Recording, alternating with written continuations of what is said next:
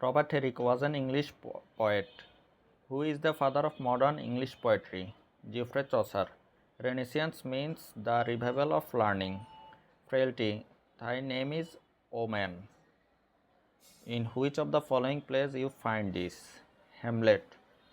Macbeth is a play. William Shakespeare is a famous dramatist.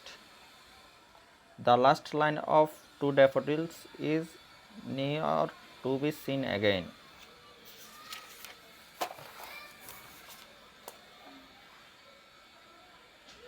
That is the full name of the tragedy Dr. Faustus.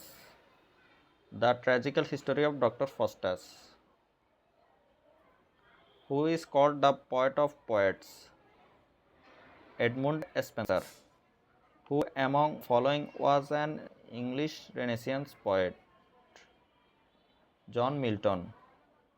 Who wrote an apology for poetry? Sir Philip Sidney. Silent Omen written by Ben Jonson. Christopher Marlowe is Shakespeare's predecessor. Who is the university wits in the following list? Robert Greene. Which is the oldest period in English literature? Anglo-Saxon. ধন্যবাদ সবাইকে।